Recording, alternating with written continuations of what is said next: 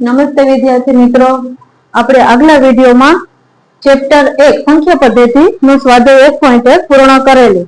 તો હવે આપણે 1.2 તરફ આગળ વધીશું. તે પહેલા થોડુંક અસમય સંખ્યા વિશે જાણી લઈશું. અસમય સંખ્યા એટલે જો સંખ્યા s ને p પૂર્ણાંક અને q શૂન્યતાર પૂર્ણાંક હોય તે p અલ્પવિરામ q માટે p ના છેદમાં q સ્વરૂપમાં મૂકી ના શકાય, તો તેવી સંખ્યાને s ને અસમય સંખ્યા કહે છે. અસમય સંખ્યાનો સંકેત કેવો છે? q ડેશ છે. અસમય સંખ્યાનો સંકેત છે q ડેશ. પછી આવશે વાસ્તવિક સંખ્યા. વાસ્તવિક સંખ્યા સમય સંખ્યા અને અસમય સંખ્યાઓને એક સાથે લેતા જે સમૂહ મળે તેને વાસ્તવિક સંખ્યા કહેવાય. તેનો સંકેત છે 8. તો વાસ્તવિક સંખ્યાનો સંકેત છે 8. હવે આપણે 1.2 ની શરૂઆત કરીશું. તો એમાં છે પ્રશ્ન પહેલો કે દરેક વિધાન સત્ય છે કે અસત્ય તે કારણ સહિત જણાવો.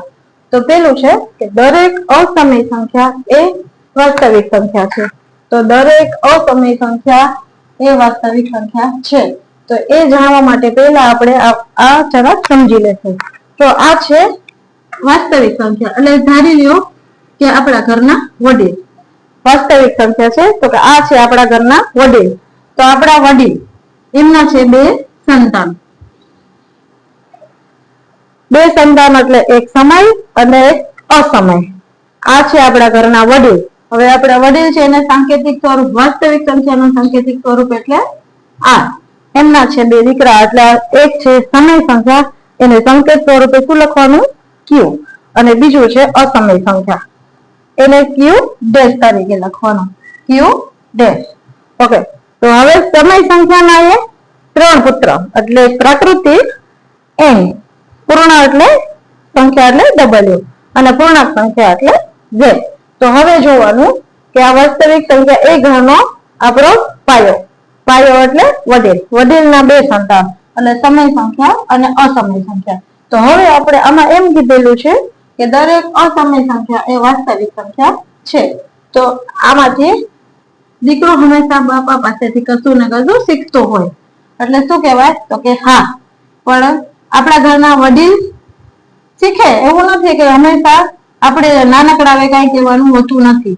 વડીલે શીખે પણ હંમેશા દીકરો એ વધારે બાપા પાસેથી શીખતો હોય એટલે શું આવે? સમય સંખ્યા એ વાસ્તવિક સંખ્યા છે.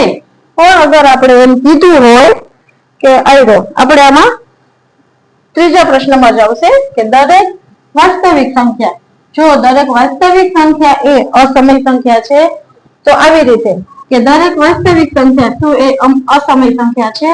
આપણે આગલા વિડીયોમાં જોયું હતું તો આપણે આગળ વધવાનું હતું. હવે આપણે ગાડી ઊંધી લેવાની છે. અહીંયાથી અહીંયા તરફ જવાનું, અહીંયાથી અહીંયા તરફ જવાનું, પણ આમ નીચે ઉતરવાનું નહીં. એટલે ઉપર તરફ જાય તો ખરું વિધાન આવશે અને નીચે તરફ જશે તો ખોટું વિધાન, એટલે સત્ય અને અસત્ય.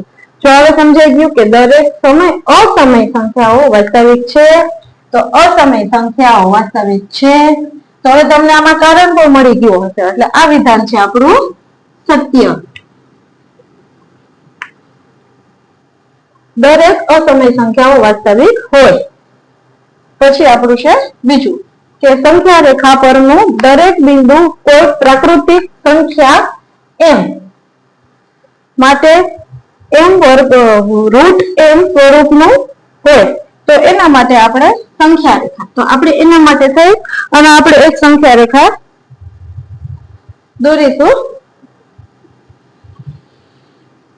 સંખ્યા રેખા દોરીશું અહીંયા 0 1 2 3 4 આવી રીતે આપણે સંખ્યા રેખા દોરી લીધી.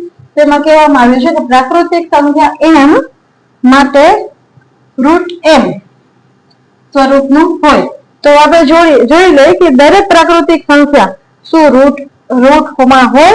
તો પેલા છે 1, તો આપણે આ 1 વર્ગમૂળમાં, તો એનો વર્ગમૂળમાં 1 હોય તો એનો વર્ગ 1 થાય એટલે e. પછી આવ્યા 2, તો આપણે 2 નું વર્ગમૂળ 2 થશે તો કે ન થાય, એટલે વર્ગમૂળ 2 જ રહેશે. પછી આવ્યા 3, તો આ વર્ગમૂળમાં 3 એનો વર્ગમૂળ નહીં થાય, એટલે એ 3 જ રહેશે. પછી આવ્યા 4, તો 4 નું વર્ગમૂળ થશે 2, 2 દો 4, વર્ગમૂળ 4. એટલે અસમય અને સમય સંખ્યા, એટલે આ વિધાન થશે બધી સંખ્યા રેખા પરનું દરેક બિંદુ કોઈ પ્રાકૃતિક સંખ્યા m માટે √m સ્વરૂપનું હોય તો આ વિધાન છે અસત્ય.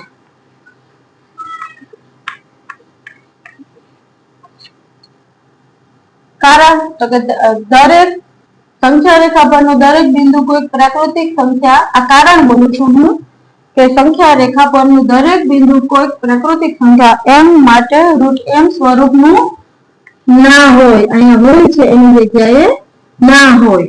ઓકે, હવે આવ્યું ત્રીજું, એમાં દરેક વાસ્તવિક સંખ્યા એ અસમય સંખ્યા છે. તો આ રે આપણો અહીંયા છે કે દરેક વાસ્તવિક સંખ્યા શું અસમય સંખ્યા છે? નથી. દરેક વાસ્તવિક સંખ્યા એ અસમયે છે અને સમયે છે, બંનેમાં આવશે. પિતા માટે બંને પુત્ર સરખા હોય, એટલે સમયે હોય અને અસમયે હોય, એટલે આ આપણું વિધાન છે અસત્ય.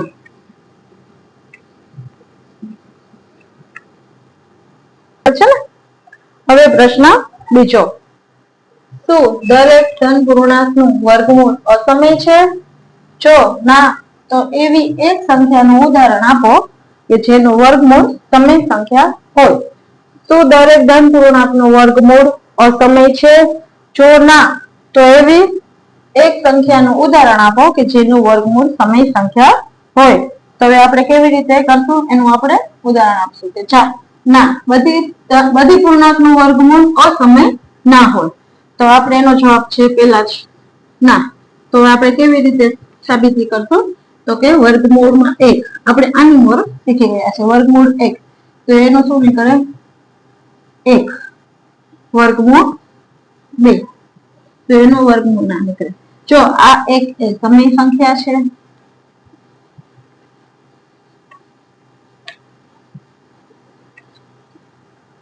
√2 એટલે વર્ગમૂળમાં 2, વર્ગમૂળમાં 2 એનું વર્ગમૂળ ના નીકળે, એટલે એ શું છે?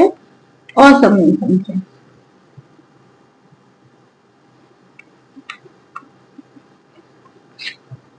પછી વર્ગમૂળમાં 3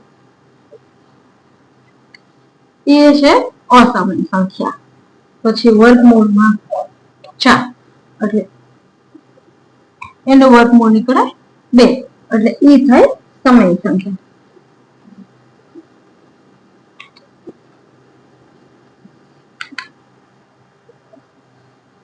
વર્ગમૂળમાં 1 એનો વર્ગ 1, વર્ગમૂળમાં 2 એનો વર્ગમૂળ ના નીકળે, વર્ગમૂળમાં 3 એટલે એનો વર્ગમૂળ ના નીકળે, અને વર્ગમૂળમાં 4 એટલે એનો વર્ગ નીકળે 2. એટલે આ 1 એ સમય સંખ્યા છે, વર્ગમૂળમાં 2 એક અસમય સંખ્યા છે, વર્ગમૂળમાં 3 એક અસમય સંખ્યા છે, અને વર્ગમૂળમાં 4 એ સમય સંખ્યા છે. બરોબર? એટલે હવે આપણે કીધું છે કે એનું ઉદાહરણ, તો ઉદાહરણ તો આપણે આમ જ મળી જાય. આ આપણું પહેલું ઉદાહરણ છે કે વર્ગમૂળમાં 1 બરાબર 1. પછી કેનો વર્ગ નીકળે? તો કે વર્ગમૂળમાં 9 બરાબર 3. પછી વર્ગમૂળમાં 16. આ આપણે એક જ ઉદાહરણ દેવાનું છે, પણ આપણી પાસે ઘણા એવા ઉદાહરણ મળી શકે છે, એટલે વર્ગ 4. હવે પ્રશ્ન 3 તરફ આગળ વધીશું. પ્રશ્ન 3 છે કે વર્ગમૂળ 5 એ સંખ્યા રેખા પર કેવી રીતે દર્શાવી શકાય તે બતાવો. વર્ગમૂળ 5 એ સંખ્યા રેખા પર કેવી રીતે દર્શાવી શકાય તે બતાવો. તો અમુક ટાઈમિંગ આપણે ખાલી આકૃતિ દોરવાની હોય છે, એ 3 માર્ક્સમાં આવે છે, પણ જો આખો મુદ્દા શીખે લખવાનો હોય તો 5 માર્ક્સમાં આવી શકે છે. એટલે આપણે હવે વર્ગમૂળ 5 એ સંખ્યા રેખા પર કેવી રીતે દર્શાવી શકાય તે બતાવો. તો હવે આપણે અહીંયા એક સંખ્યા રેખા દોરીશું. આ છે આપણી સંખ્યા રેખા. સંખ્યા રેખાની હારોહાર હું મુદ્દા કરાવતી છે કે સંખ્યા રેખા L, આ છે સંખ્યા રેખા L. તો આપણો પહેલો મુદ્દો બનશે કે સંખ્યા રેખા L પર શૂન્ય ને સંગત બિંદુ O લો. આ છે સંખ્યા રેખા L, એના ઉપર આ શૂન્ય છે, આ શૂન્ય છે, અને આ એનું સંગત બિંદુ O છે. સંખ્યા રેખા L આ એને સંગત બિંદુ O છે. પછી બનશે બીજો મુદ્દો કે OA બરાબર 2 એકમ થાય તે રીતે સંખ્યા રેખા પર A બિંદુ લો. તો O થી A સુધી સંખ્યા રેખા પર 2 એકમ થાય તેવું સંગત OA બિંદુ લેવાનું છે આપણે. બરાબર, OA બરાબર 2 એકમ થાય તે રીતે સંખ્યા રેખા પર A બિંદુ લેવાનું છે. 2 એકમ OA બરાબર 2 એકમ થાય તેવી રીતે સંખ્યા રેખા પર A બિંદુ લેવાનું છે, જે આપણો મુદ્દો થશે બીજો. પછી છે ત્રીજો મુદ્દો, ત્રિકોણ OAB કાટકોણ ત્રિકોણ બને. એટલે ત્રિકોણ OA અને સીધો આપણે કરશું ત્યારે ત્રિકોણ બનશે B. અહીંયા આપણું 1 એકમ જેટલો માપ રાખવાનો થશે. અહીંયા 1 એકમ એટલે ત્રિકોણ અહીંથી બનશે આપણું OAB. એટલે આપણો ત્રિકોણ થશે કાટકોણ ત્રિકોણ OAB. એટલે ત્રિકોણ OAB કાટકોણ ત્રિકોણ બને એ રીતે AB બરાબર એટલે AB બરાબર 1 એકમ રચો. AB બરાબર 1 એકમ રચો. હવે છે OB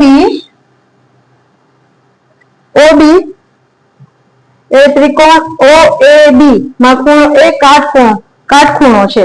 હવે ખૂણો OAP આખો જે ત્રિકોણ બન્યો છે એમાં ખૂણો A છે એ કાટખૂણો છે. ખૂણો A છે એ કાટખૂણો છે. તો હવે આપણે પાયથાગોરસના પ્રમેય પરથી આપણે અહીંયા શોધવાનું છે વર્ગમૂળમાં 5 કે સંખ્યા રેખા પર વર્ગમૂળ 5 તે કેવી રીતે દર્શાવી શકાય. પાયથાગોરસના પ્રમેય પરથી કરશું. પાયથાગોરસ પ્રમેયનું સૂત્ર શું થશે? OB વર્ગ બરાબર OA વર્ગ વત્તા AB વર્ગ. OB વર્ગ એટલે OB વર્ગ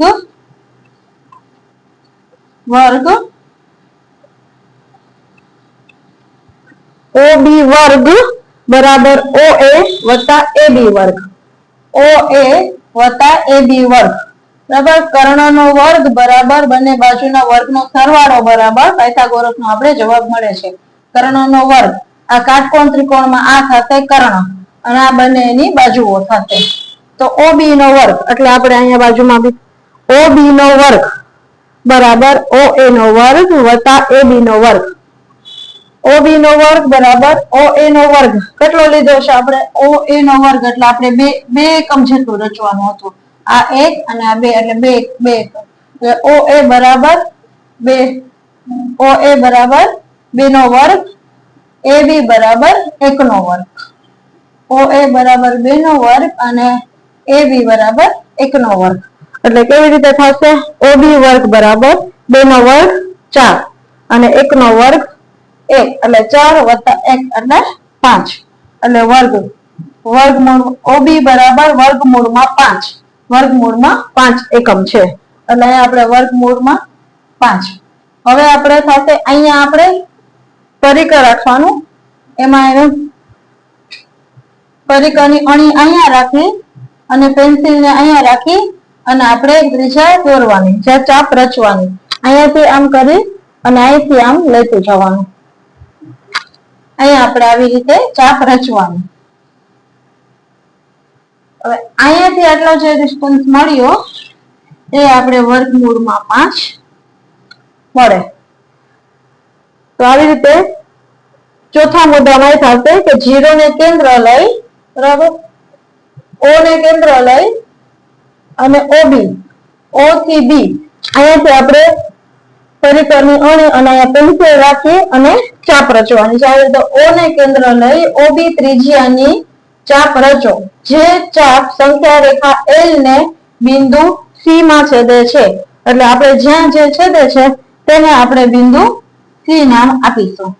અહીંયા આપણે બિંદુ C નામ આપીશું. જ્યાં C બિંદુને સંગત વર્ગમૂળ 5 મળે. હવે આના અહીંયાથી સંગત થી અહીંયા સુધીનો આપણે વર્ગમૂળ 5 મળે. વિદ્યાર્થી મિત્રો, તમને લોકોને સમજાઈ ગયું હોય તો તમે લોકોને સ્ક્રીનશોટ લઈ શકો છો.